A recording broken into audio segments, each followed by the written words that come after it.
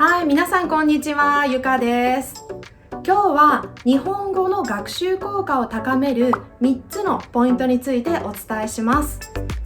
皆さんは今日本語を勉強していますか？勉強した日本語を使って何がしたいですか？好きな歌手のインスタグラムにコメントを書く、京都のレストランで注文する、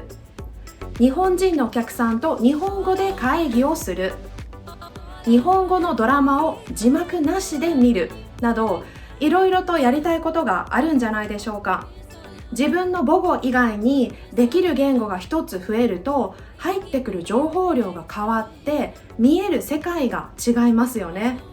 私自身も大学生の時に中国語をゼロから勉強した経験があるので、その感覚がよくわかります。自分の人生の楽しみが増えたような感じです。今日は皆さんが日本語を使ってやりたいことが実現できるよう、学習効果を高める3つのポイントについてお伝えします。後半には私から特別なお知らせもありますので、ぜひ最後までご覧ください。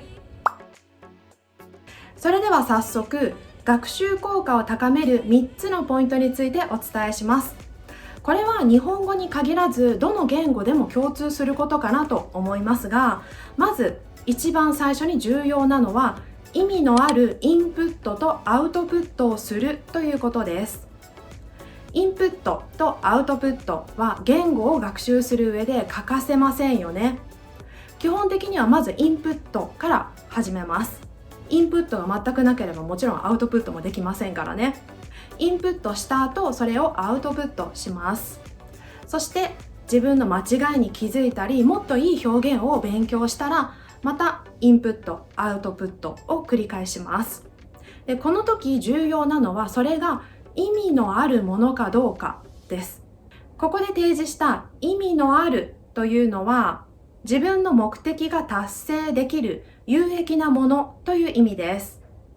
例えば、これから友達に電話をして映画に誘いたいと思っている人にとって意味があるのは、映画の名前や金曜日、あさって5時半などの時間に関する単語、そして人を誘うときに使う何々ませんかとか何々どうですかなどのフレーズを覚えて練習することです。逆に意味がないのは、自己紹介とか服を買うときに使うフレーズを覚えること、練習することです。また、好きな日本人の歌手のライブに参加するという人にとって意味があるのは、その歌手の代表的な歌が歌えるようになったり、ライブ会場の駅の名前、またチケットのやり取りに使う日本語のフレーズ、このような表現が使えること、それを練習することですね。現地でファン同士で交流するなら、自己紹介のフレーズももちろん意味がありますよね。逆にこの人にとって意味がないのは、クリーニング店で使う日本語とか、オンライン会議の時に使う日本語などですね。また、面接を受ける人にとって意味があるのは、自己紹介や大学の専門分野についてスムーズに話せるように練習すること。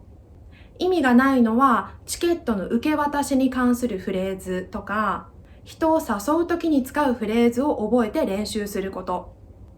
このように人それぞれ場面によって必要だ、有益だ、目的が達成できると思うものは違いますよね。皆さん自分に置き換えて考えてみてください。自分にとって意味のあるインプットとアウトプットを繰り返すことは、学習効果を高める上で非常に大切です。本当に必要だと皆さんの脳が判断したら、覚えるスピードも速くなりますし、実際にアウトプットする機会も多いので定着しやすいんです。次に2つ目のポイントについてご紹介します。先ほど紹介した意味のあるインプットとアウトプットですが、具体的なインプットとアウトプットの方法は、自分に合った方法を探すというのが重要です。これが2つ目のポイントです。今は特にインプット、アウトプットの方法は本当にいろいろありますよね。ぜひいろいろな方法を試して自分に合うものを見つけてください。例えばインプットだったら、本を読む、資料を調べる、YouTube などの動画を見る、映画を見る、歌を聴く、ラジオを聴く、オンライン講座を受けるなどです。これはインプットです。そしてアウトプットは例えば文章を書く、Facebook や YouTube などでコメントを残す、歌う、店員と話す、自分の声を録音する、独り言を言うなどです。他にもね、いろいろなインプット、アウトプットのいい方法があるかもしれません。もし皆さんね、おすすめの方法があれば、ぜひコメントのところにね、残してシェアしてください。今紹介したのは、インプットとアウトプットの方法です。具体的なインプットとアウトプットの内容については、ポイントの1で紹介したように、自分にとって目的が達成できると感じるもの、有益なもの、自分の好みとか趣味に合ったものにしてください。特に自分の好みに合ったものだと、インプット、アウトプットは無限に広がっていきます。例えば、あなたが新海誠監督のファンなら、まず映画を見ますよね。そしてその作品の中で気になったフレーズがあったら、それをノートに書き記します。そしてそれをファンのコミュニティでコメントとして残します。また作品の舞台になった場所についてインターネットなどで調べてみるのもいいですよね。例えば、新海誠監督の映画作品、君の名はに出てきたレストランで実際に行って日本語で注文してみるというのもいいですよね。また、映画の主題歌は一般的には映画の内容と深い関連があるので、その歌詞についてじっくり見てみるのもいいですよね。その歌詞を見る中で単語とか文法とか、また日本人の生活習慣や考え方などについて知ることができるかもしれません。さらにその歌を自分で歌ってみるのもいいですね。このように本当に興味があることだったら、インプット、アウトプットは無限に広がっていきますし、楽しいと思います。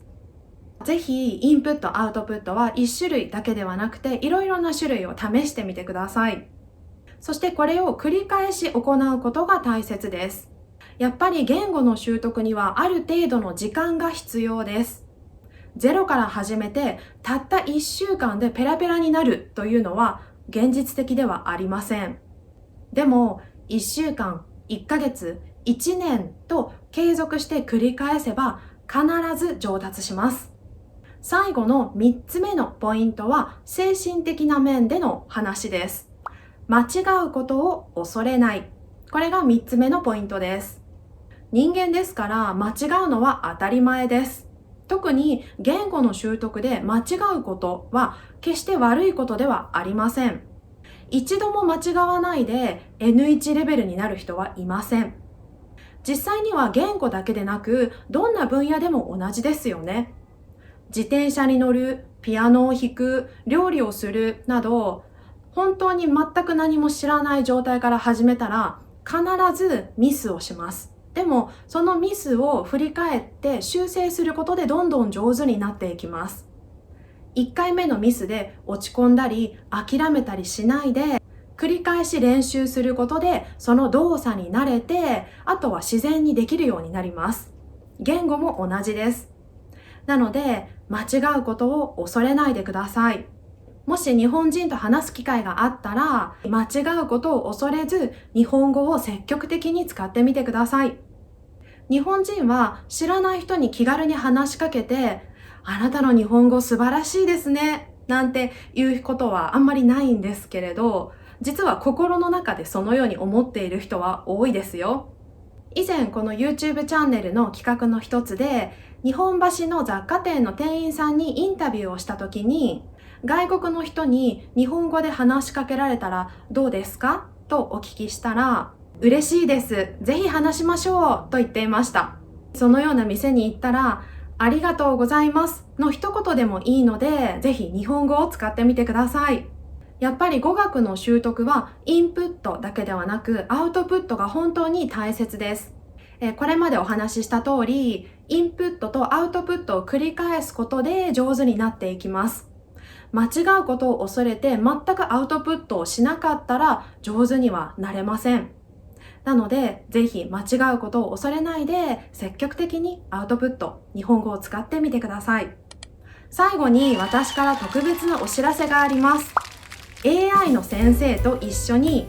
私が特別なコースを作りました。これは皆さんの日本語の会話能力を高める手助けになるはずです。AI の先生というのは一体誰なのかというと、こちらの先生です。葵先生と言います。葵先生はこちらの AI 会話練習アプリの中で皆さんの日本語の会話の相手になってくれます。こちらのコースに申し込んでくださった方にはこの特典がつきます。特典1、葵アプリのすべての機能が使える。葵アプリの年間会員用に用意された300のコース、8000のフレーズが無限に使えます。相手が AI の先生なので緊張せずに練習できますよね。特典2、年間12回720分のオンライン授業に無料で参加できる。このライブ授業は私が担当します。AI の先生と練習したら今度は人間の先生と練習しましょう。このライブ授業では学習者もマイクとカメラをオンにしてみんなで会話の練習をします。また会話練習の他に学習に関する悩みや日本語に関する疑問などにもお答えします。当日参加できなかった方もアーカイブの視聴ができますので安心してください。1回目のライブ授業は11月2日木曜日を予定しています。皆さんにお会いできることを楽しみにしています。特典3、限定グループチャットに招待します。このコースの受講生を特別な LINE のグループチャットに招待します。日本語を勉強している世界中の仲間と交流しましょう。おすすめのアニメやドラマ、最近行った日本の観光地、日本語の勉強方法などみんなでシェアしましょう。こうやって LINE の中で文字を打つこともいいアウトプットの機会になりますよ。私も時々チャットに参加して最近の写真を送ったりおすすめの作品についてシェアしたりしようと思っています。さらに2023年10月末までに申し込んでくださった方の中から抽選で10名に私のマンツーマンオンラインレッスンをプレゼントします。